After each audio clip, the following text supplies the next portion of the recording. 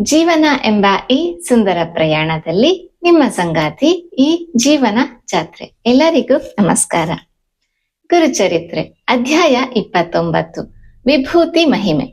ಸಿದ್ಧಯೋಗಿಯು ನಾಮಧಾರಕನಿಗೆ ಗುರುಚರಿತ್ರೆಯ ನಿರೂಪಣೆಯನ್ನು ಮುಂದುವರೆಸಿದರು.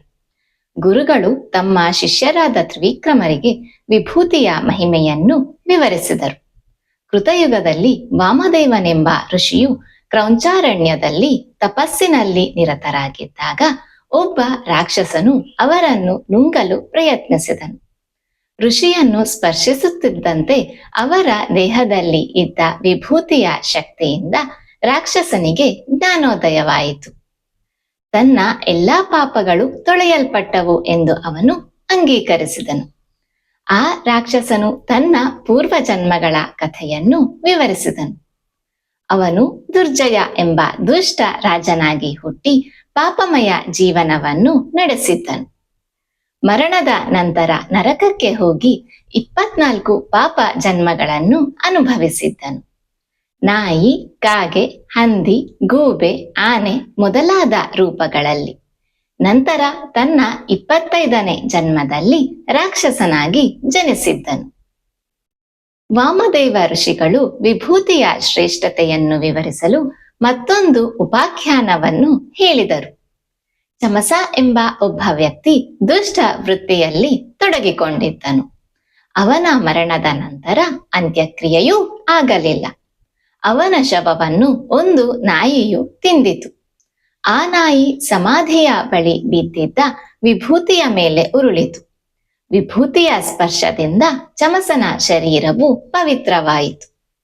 ಅದಾದ ನಂತರ ಯಮದೂತರ ಜೊತೆಗೆ ಶಿವದೂತರೂ ಅಲ್ಲಿ ಪ್ರತ್ಯಕ್ಷರಾದರು. ಆಗ ಯಮನು ಆದೇಶ ನೀಡಿದನು, ವಿಭೂತಿ, ಚಂದನ ಅಥವಾ ಕುಂಕುಮ ಧರಿಸಿದವರನ್ನು ಯಮದೂತರು ಸ್ಪರ್ಶಿಸಬಾರದು ಎಂದು. ಒಮ್ಮೆ ಭಗವಾನ್ ಶಿವನು ದೇವತೆಗಳಿಗೆ ವಿಭೂತಿ ಮತ್ತು ಗೋಪಿಚಂದನ ಧಾರಣೆಯ ವಿಧಾನವನ್ನು ವಿವರಿಸಿ ಅದರ ಶ್ರೇಷ್ಠತೆಯನ್ನು ತಿಳಿಸಿದರು. ವಿಭೂತಿ ದುಷ್ಟಾತ್ಮಗಳಿಂದ ಹಾಗೂ ದುಷ್ಟ ಭಾವಗಳಿಂದ ರಕ್ಷಿಸುತ್ತದೆ ಎಂದು ಹೇಳಿದರು. ಇಲ್ಲಿಗೆ 29ನೇ ಅಧ್ಯಾಯಕ್ಕೆ ಶುಭ ಮಂಗಳವು. ಈ ಅಧ್ಯಾಯದಿಂದ ನಾವು ಕಲಿಯುವ ಜೀವನ ಪಾಠಗಳು. ದುರ್ಜಯನ ಕತೆ ನಮಗೆ ಹೇಳುವುದೇನೆಂದರೆ, ಎಷ್ಟೇ ಭೀಕರ ಪಾಪಗಳನ್ನು ಮಾಡಿದರೂ ಪರಮಾತ್ಮನ ಕೃಪೆಗೆ ಬಾಗಿಲು ಯಾವಾಗಲೂ ತೆರೆದಿರುತ್ತದೆ. ಸತ್ಯ, ಪಶ್ಚಾತ್ತಾಪ, ಸತ್ಸಂಗ ಮತ್ತು ಪವಿತ್ರತೆಯ ಸ್ಪರ್ಶ ಜೀವನವನ್ನು ಸಂಪೂರ್ಣವಾಗಿ ಬದಲಿಸಬಲ್ಲದು. ನಮ್ಮ ಹಿಂದಿನ ತಪ್ಪುಗಳಿಂದ ನಾವು ಹತಾಶರಾಗಬಾರದು. ಸರಿಯಾದ ಮಾರ್ಗವನ್ನು ಹಿಡಿದರೆ ಉದ್ಧಾರವು ಸಾಧ್ಯ. ವಿಭೂತಿ ಕೇವಲ ಭಸ್ಮವಲ್ಲ, ಅದು ಅಹಂಕಾರ ದಹನ, ವೈರಾಗ್ಯ, ಶುದ್ಧ ಚಿತ್ತ ಮತ್ತು ಜ್ಞಾನೋದಯದ ಸಂಕೇತವಾಗಿದೆ.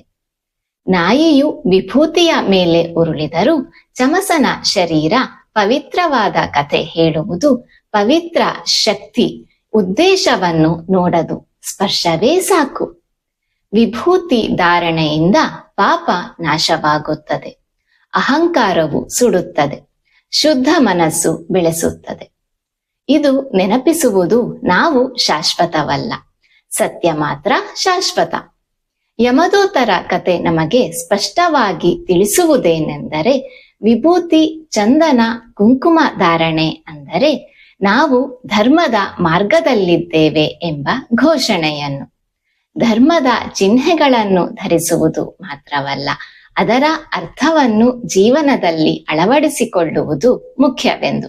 ವಾಮದೇವ ಋಷಿಗಳು ಮತ್ತು ಗುರುಗಳ ಉಪದೇಶದಿಂದ ಸ್ಪಷ್ಟವಾಗುವುದೇನೆಂದರೆ, ಗುರುಕೃಪೆಯೊಂದೇ ಸಾಕು ಜನ್ಮಾಂತರ ಬಂಧನವನ್ನೇ ಕತ್ತರಿಸಲು. ಜೀವನದಲ್ಲಿ ಒಬ್ಬ ಸದ್ಗುರು, ಸತ್ಯ ಮಾರ್ಗದರ್ಶಕ ಇದ್ದರೆ ಅಸಾಧ್ಯವೆನಿಸುವುದು ಸಾಧ್ಯವಾಗುತ್ತದೆ. ಧನ್ಯವಾದಗಳು. ಶ್ರೀ ದತ್ತಾತ್ರೇಯಾರ್ಪಣಮಸ್ತು. ಸಬ್ಸ್ಕ್ರೈಬ್ ಮಾಡಿ. ಇದು ಕೇವಲ ಚಾನಲ್ ಅಲ್ಲ, ಇದು ನಿಮ್ಮ ಜೀವನ ಜಾತ್ರೆ. ಸರ್ವೇ ಜನ ಸುಖಿನೋ ಭವಂತು.